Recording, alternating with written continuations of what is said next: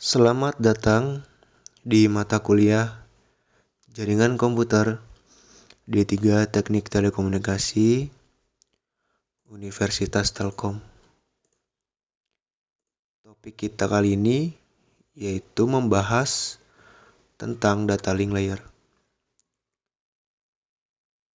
Tujuan dari pembahasan ini yaitu yang pertama, mahasiswa dapat menjelaskan tentang network access. Yang kedua, mahasiswa dapat menjelaskan mengenai media access control.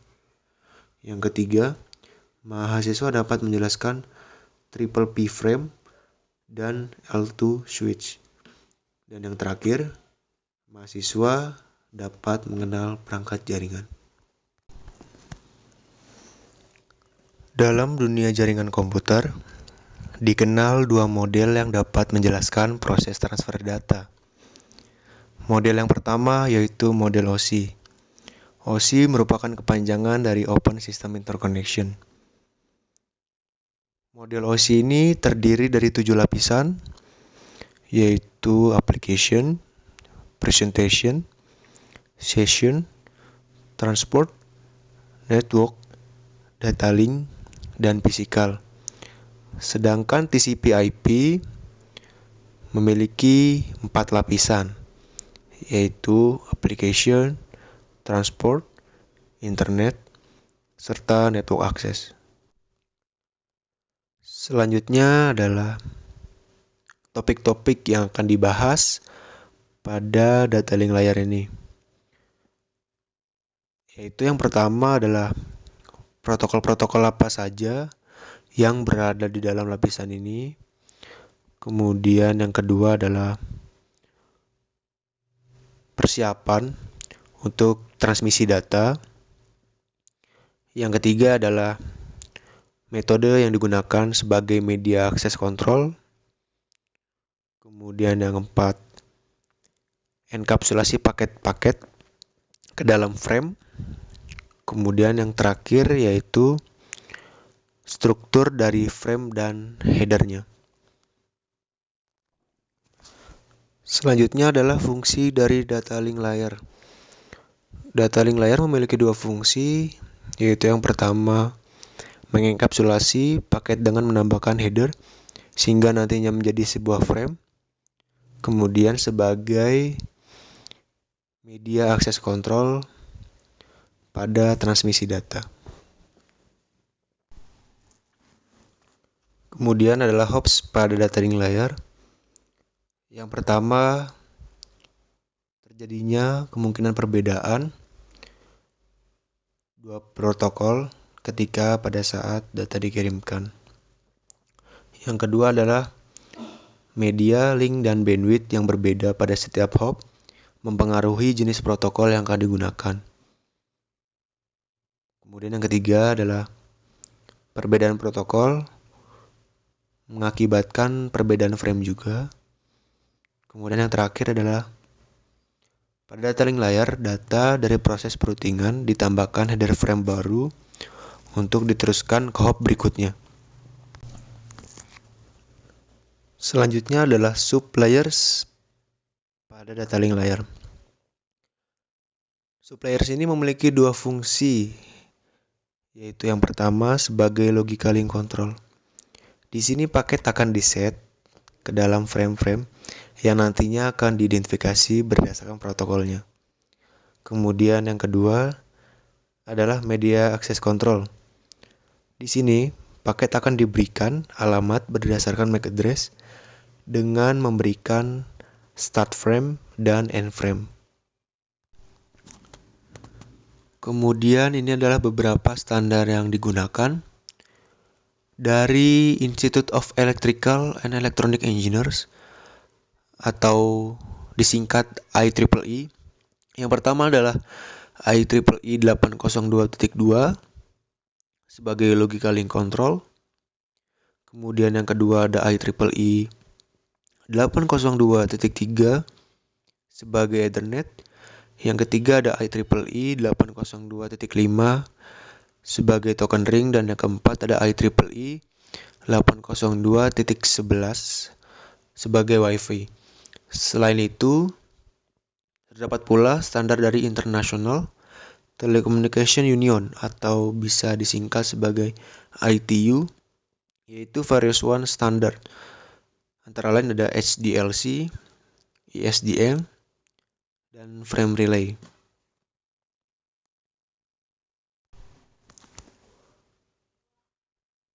Untuk jaringan point-to-point, syaratnya yaitu yang pertama, minimal terdapat 2 perangkat pada jaringan. Kemudian terjadinya full duplex, yaitu kedua perangkat dapat saling mengirim data secara bersamaan, atau yang ketiga adalah half duplex.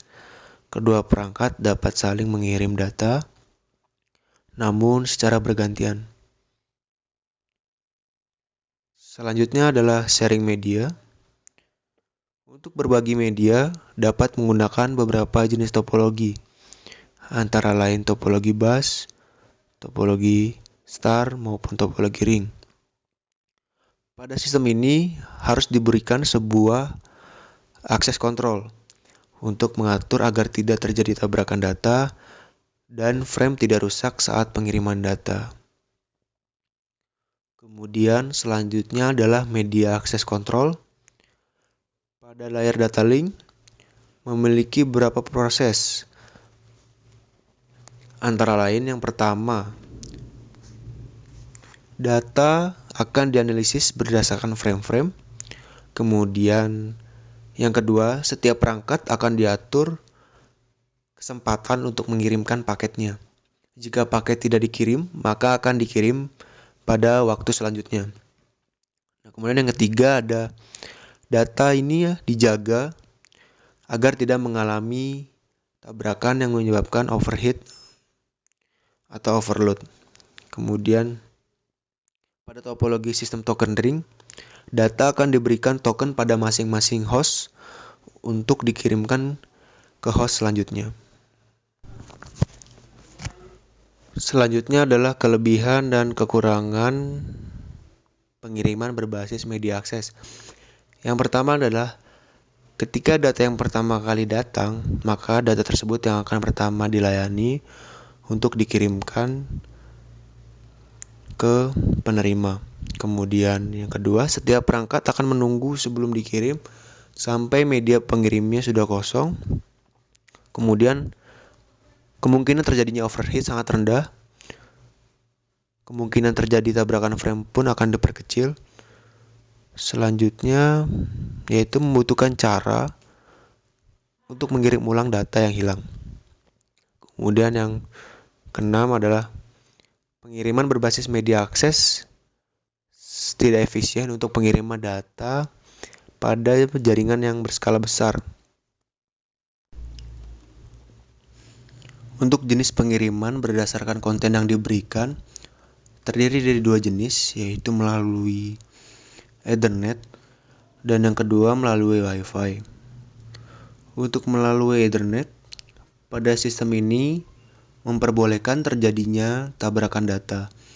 Namun tabrakan tersebut sudah dapat dideteksi sebelumnya dan ketika frame yang gagal atau yang error itu terjadi tabrakan, maka frame tersebut akan dikirimkan ulang.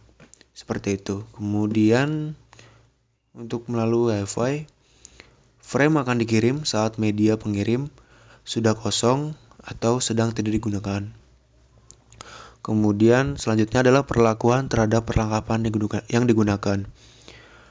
Perangkat yang rentan, misalnya seperti jaringan satelit, untuk peralatan ini akan memungkinkan terjadinya frame yang hilang. Ini akan memerlukan biaya overheat yang besar untuk memastikan data yang nanti akan sampai pada tujuan. Kemudian untuk perangkat yang dilindungi, misalkan seperti LAN.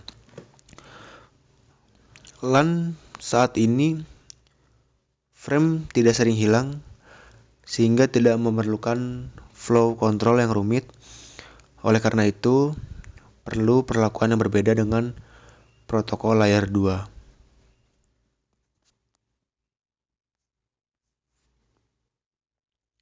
Selanjutnya adalah pengalamatan. Sistem pengalamatan yang digunakan misalnya yang pertama pada jaringan point-to-point.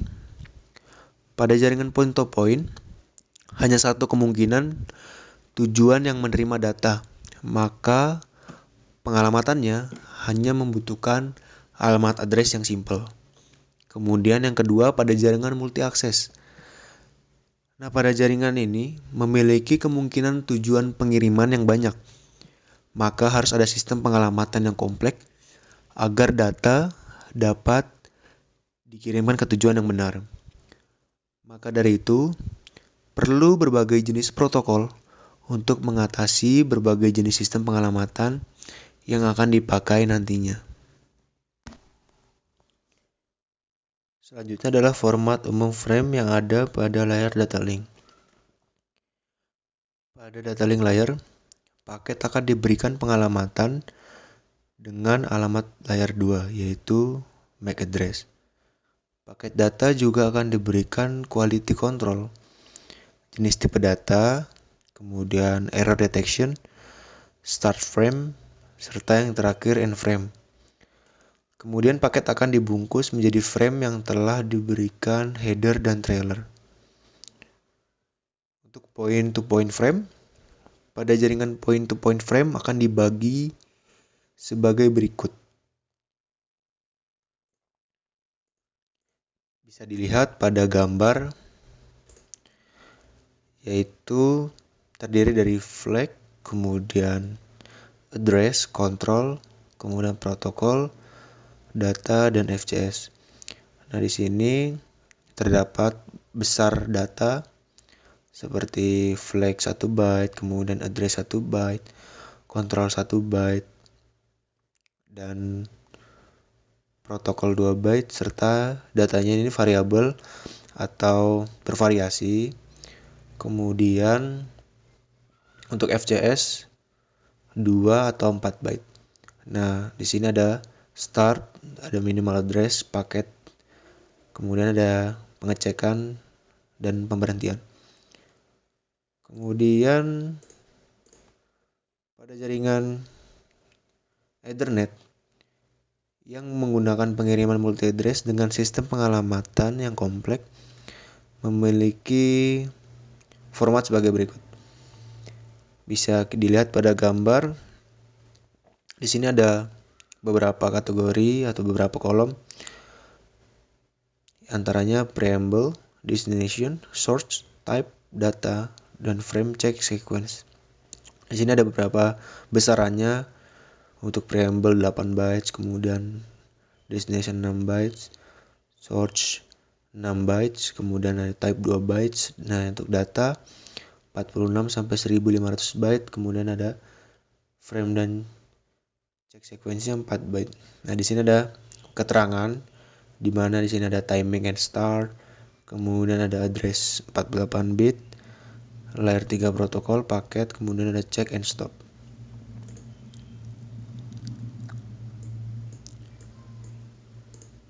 Selanjutnya adalah untuk jaringan Wi-Fi 802.11. Untuk spesifikasi jaringan Wi-Fi adalah sebagai berikut. Yang pertama, menggunakan protokol LAN wireless yaitu IEEE 802.11. Itu merupakan standarisasi internasional dari IEEE. Kemudian yang kedua adalah peralatan yang digunakan memungkinkan terjadinya gangguan, kemudian resiko frame yang hilang, dan perbedaan data.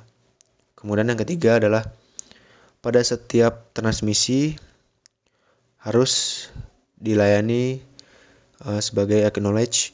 Kemudian yang keempat, ini membutuhkan lebih banyak mekanisme kontrol pada frame.